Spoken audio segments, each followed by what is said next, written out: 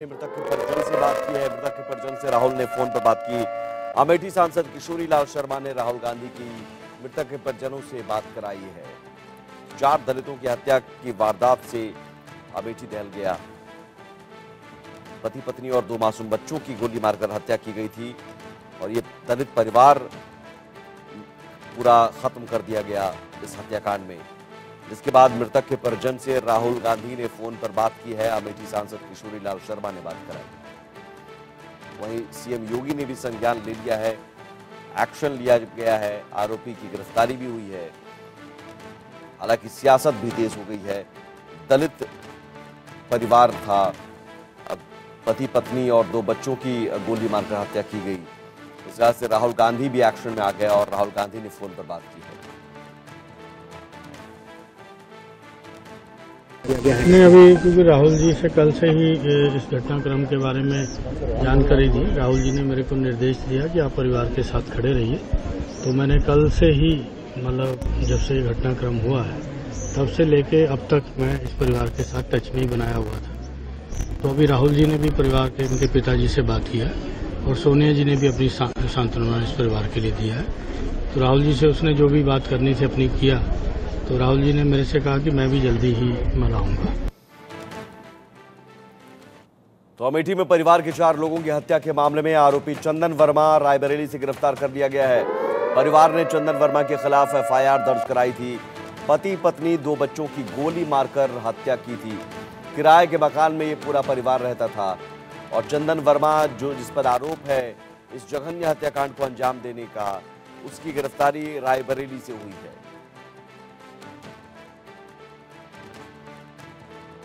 सुनील कुमार के घर के ठीक पीछे हम मौजूद हैं और ये देखिए उनके घर के पीछे ये वही आंगन है जहां पर वो लाशें मिली थी।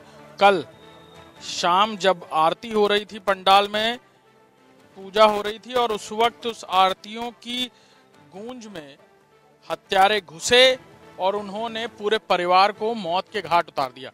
लेकिन हर हत्यारा अपने पीछे निशान छोड़ जाता है और ये देखिए ये निशान है, ये ठीक पीछे छत है स्टेट बैंक ऑफ इंडिया की और ये पूरा जो तस्वीरें हैं हम इसी छत से आपको दिखाने की कोशिश कर रहे हैं।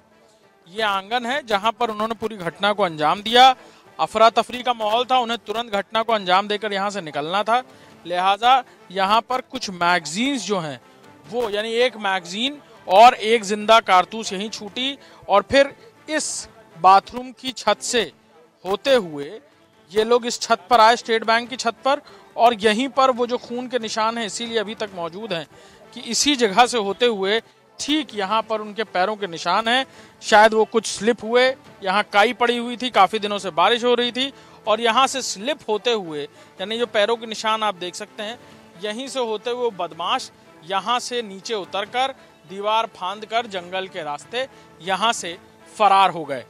ये फिलहाल जानकारी मिल रही है और ऐसा अनुमान लगाया जा रहा है क्योंकि किसी ने बाहर निकलते हुए किसी को नहीं देखा और घर के अंदर घटना को अंजाम देने के बाद ये सभी बदमाश इस खून के निशान और इन पैरों के निशानों से ये बिल्कुल अंदाजा लगाया जा रहा है और पुलिस भी इसी एंगल पर काम कर रही है कि फरार होने के लिए सबसे मुफीद जगह उन्हें यही लगी और यहाँ से निकलकर ये बदमाश, ये हत्यारे फरार हो गए। कैमरामैन अमर के साथ अभिषेक सिंह, इंडिया न्यूज, अमेठी। हम लोग इस वक्त अमेठी के पनहौना में मौजूद हैं और ये वही अवस्थी निवास है जहां टीचर सुनील, उनकी पत्नी पूनम और दोनों छोटी बेटियां रहा करते थे। पासी के एक स्कूल में जो पीएम श्री स्कूल था वहां पर सुनील टीचर के तौर पर काम करते थे, सरकारी टीचर के तौर पर। साथ में दोनों बेटियां यानी 5 साल की दृष्टि और 2 साल की मिक्की भी साथ में रहा करती थी। ये वही घर है जिस घर में ये पूरा परिवार रहता था, जिसे कल अचानक गोलियों की गड़गड़ाहट के बाद खून से लथपथ यहां देखा गया। अंदर चारों की लाशें खून से लथपथ पड़ी हुई थी। पास में ही दुर्गा पूजा का पंडाल है, आरती हो रही थी और जिस वक्त गोलियां चली इसीलिए बहुत सारे लोग गोलियों की आवाज पर तुरंत रिस्पॉन्ड नहीं कर पाए।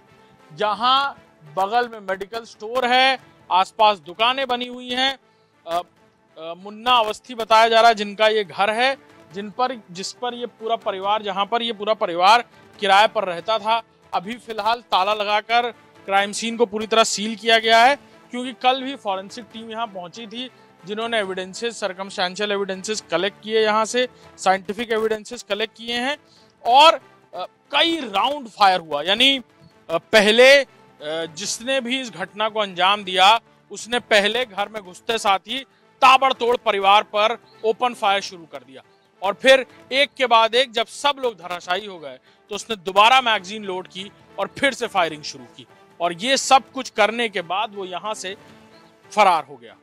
आसपास कौन लोग थे, किन्होंने देखा, अभी तो सारी दुकानें बंद हैं, सुबह का वक्त है, लेकिन यहाँ आसपास कई लोग पहुंचे मौके पर जिन्होंने अंदर लाशें पड़ी हुई देखी और बदहवासी की हालत में, क्योंकि दुर्गा पंडाल पास ही में चौराहे पर है, पनहोना चौराहे पर, तो वहां पहुंचकर पुलिस की जो नॉर्मल ड्यूटी में सिविल पुलिस के जवान वहां मौजूद थे, यूपी पुलिस के, उनको यहां बुलाया और फिर उन्होंने आनन फानन में यहां सबको ले जाकर अस्पताल में ले जाने की कोशिश की।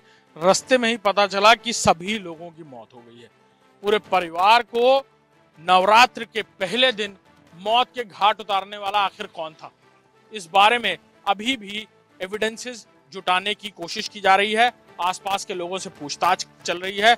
अमेठी जिले के सभी बड़े अधिकारी यहां मौजूद थे। साथ ही साथ लखनऊ मंडल की बात की जाए तो IG Praveen Kumar Tripathi, ADG zone SB Shiradkar यहां पहुंचे, जिन्होंने खुद क्राइम सीन के अलावा बाकी लोगों से भी बातचीत की।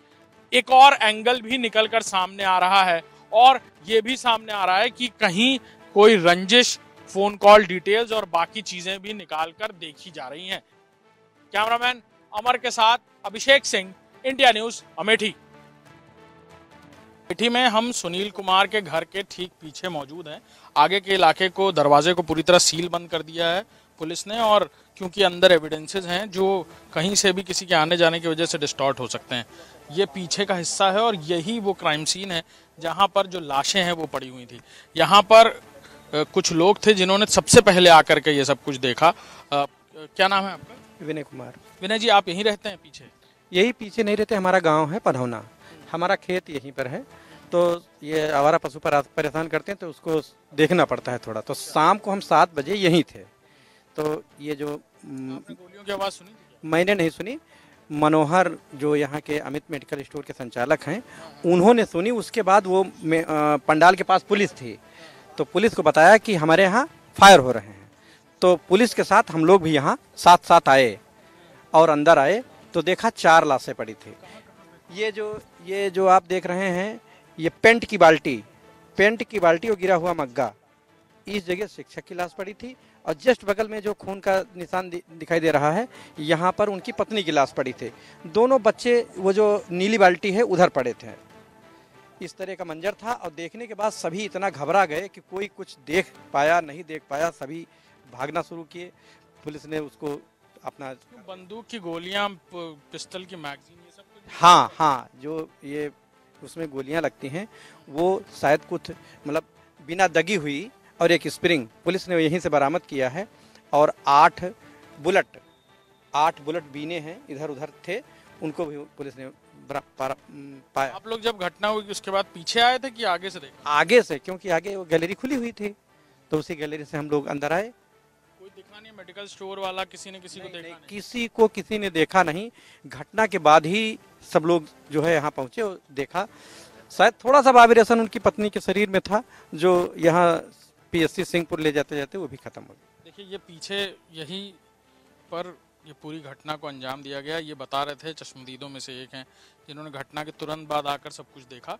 ये बता रहे हैं कि यहीं पर मैगजीन पड़ी हुई थी जिसमें कुछ जिंदा कारतूस भी थे। हालांकि पुलिस ने वो सब कुछ अपनी कस्टडी में लिया हुआ है और अब वो पार्ट ऑफ एविडेंस है। तो सीधे तौर पर कहा जाए तो देखिए, फॉरेंसिक टीम के ग्लव्स और मास्क अभी भी यहाँ पर मौजूद हैं। फॉरेंसिक एविडेंसेस कल यहाँ से कलेक्ट किए गए।